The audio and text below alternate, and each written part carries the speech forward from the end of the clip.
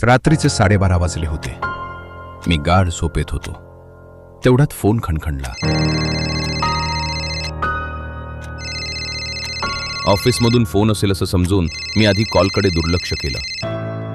काही सेकंदांनी पुन्हा एकदा फोन वाजू लागला. मी एका अंगावर वळलो आणि मोबाईल उचलला. अमृताचा फोन होता. अमृता अशी इतक्या रात्री कधी फोन करत नाही. क्षणाचा वेळ न दवडता मी लगेच फोन उचलला. श्रेयस, जरा प्लीज इंदुजामध्ये येतोस का? आईला बरं वाटत नाहीये. श्वास घ्यायला त्रास होतोय. अमृताच्या आवाजात चिंता आणि भय जाणवलं. मी 5 मिनिटात पोहोचते. आपण तिथेच भेटू. हो, तू पोच. मी लगेच निघतो. जास्त काही न बोलता मी फोन ठेवला आणि हॉस्पिटलच्या दिशेने निघालो. मी पोचेस्तोवर अमृता आईला तपासणीसाठी डॉक्टरकडे घेऊन गेली होती. मी धावत धावत अमृताकडे पोचलो. तिचा असा घाबरलेला चेहरा मी कधीच पाहिला नव्हता. डॉक्टरनं तातडीनं आईचं चेकअप केलं. ECG काढला. सर्व रिपोर्ट नॉर्मल आले होते. आईलाही थोडं बरं वाटू लागलेलं. चेहऱ्यावरील थकवा कमी झालेला. तरी डॉक्टरने 1 दिवस अंडर ऑब्झर्वेशन ठेवण्याचा सल्ला दिला. दुसऱ्या दिवशी संध्याकाळी आम्ही घरी आलो. बाहेरचं खायला नको म्हणून तिनं घरीच खिचडी बनवली.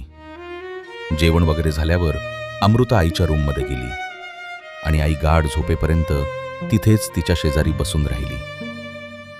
2-1 दिवस मी तिच्याच घरी होतो. ऑफिसला रजा टाकलेली. त्या दिवशी अचानक अमृतानं जे काही मला विचारलं ते अगदी अनपेक्षित होतं. तू इथेच माझ्यासोबत राहणार का?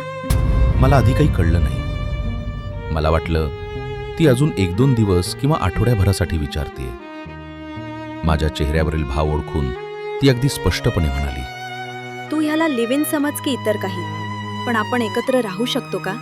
अमृता आईसोबत राहायची. तिलाही मी आवडायचो. पण असं एकत्र राहणं, तुम्ही लग्न का नाही करत? असं आई 1-2दा मला म्हणाली. त्यावर अमृताला विचारा, असं मी हसत हसत म्हणायचो. मी प्रश्नार्थक नजरेनं अमृताकडे पाहिलं. आईला चालेल? का नाही? दुसऱ्या क्षणी तिनं आत्मविश्वासानं उत्तर दिलं, तुझी तयारी आहे ना? हो, नक्कीच. मी होकार देताच अमृताच्या चेहऱ्यावर आनंदाची लकीर उमटली.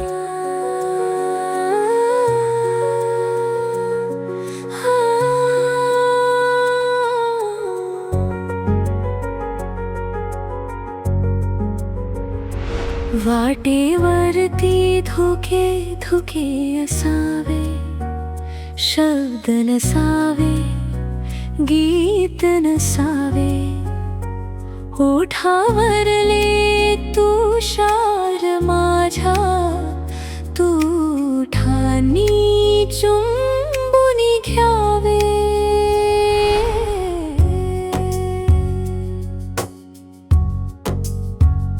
गाज नसावी खळखळ कुठली, शांत नदी समवाहत जावे.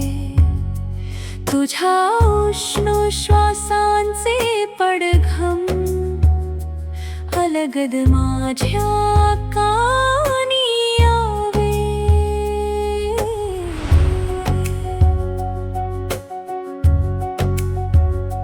भय चिंतांचा अखंड पसारा, मनात कसले द्वंद्व नसावे. शांत तुझ्या अलवार मिठीत मज नास्तिका स्वर्ग दिसावे. अशाच भावनिक आणि सिनेमॅटिक मराठी कथा ऐकण्यासाठी आणि वगैरे वगैरेला सबस्क्राईब करा.